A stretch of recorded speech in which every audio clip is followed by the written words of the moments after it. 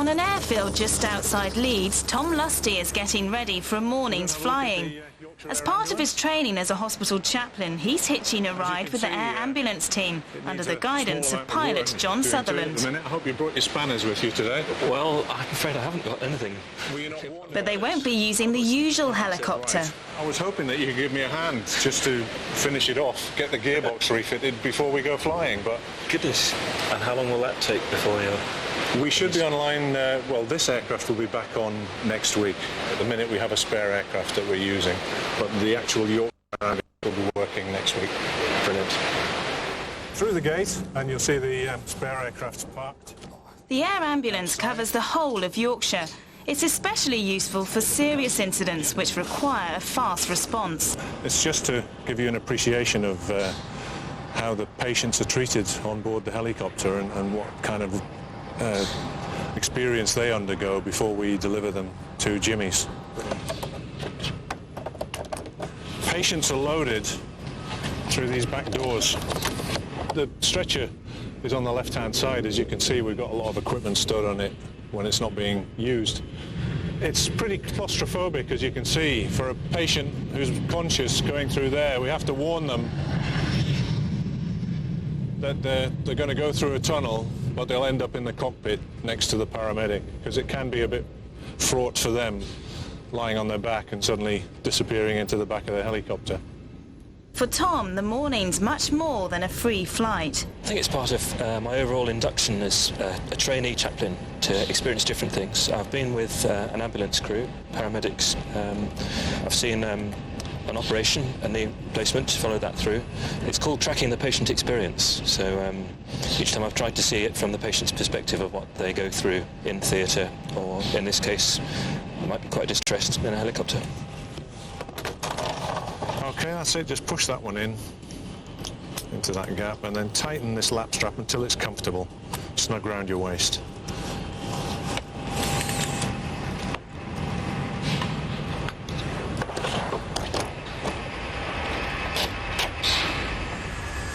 Right, air traffic's given us clearance, so off we go.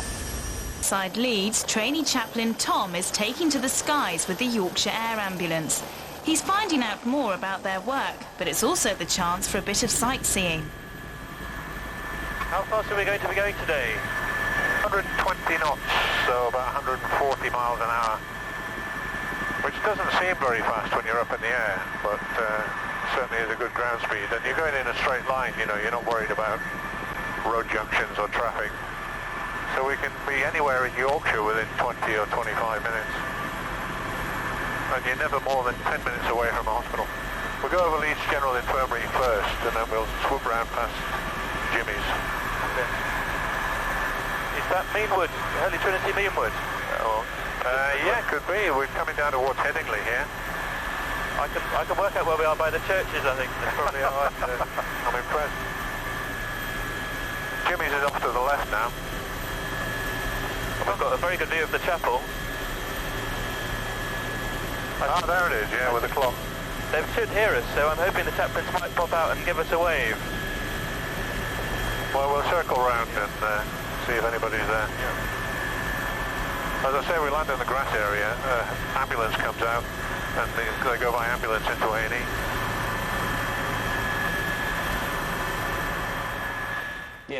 Back on the ground, the air ambulance paramedics are on standby. The crew today are Debbie Hobson and Paul Bradbury. Both admit it's not an easy job. Some of the jobs that we actually go to, actually when you're there, it's not too bad, because obviously you're trained, you know what you're going to be doing, you know what to expect. It's sort of afterwards that, you know, you think, oh, you know, could I have done this, or, you know, that poor family or those poor children, you know, that type of thing. It's afterwards sometimes if it has been a bad job, especially if it's something involving a child, you may start to think about it and sometimes even have a little cry if it's been particularly bad, but you have to deal with it, and that's part of the job. There was an incident in South Yorkshire a couple of years ago which 6 people died, and I was one of the first on scene at that. And as I say, during the incident, it was no problem. We got on with the job and, you know, did everything as best we could. But it was, you know, sort of after the incident. You know, I was on finishing at 10 o'clock that evening, and when I got home, I couldn't actually sleep. I had to stay up for 2 or 3 hours, just, you know, trying to get over what I'd seen. So it was quite, you know, very traumatic. So, what's involved in the chaplaincy at Jimmy's? What's your day-to-day work? It's called mainly spiritual, religious and pastoral care. That's our sort of remit. A cold visit of a ward would be a main part of the morning, just going around saying hello to everyone, Right. introducing yourself. I think some people tend to panic when they see the dog collar. Yeah. So I think part of it's just reassurance that you're just to see how someone's getting on. Yes, exactly. I remember being in hospital when I had my appendix out. Did you? And a vicar came round. It was in Aberdeen. Right. And yes, there was a, oh my goodness, dog collar. But then we just sat and talked about football for the afternoon. It's just nice to have a bit of company, isn't it, when you're in hospital? That's it. So you fulfill that. So here we are back at the airfield, squeezing in between the 757s landing and taking off. Well, that's certainly an experience I won't ever forget. Good.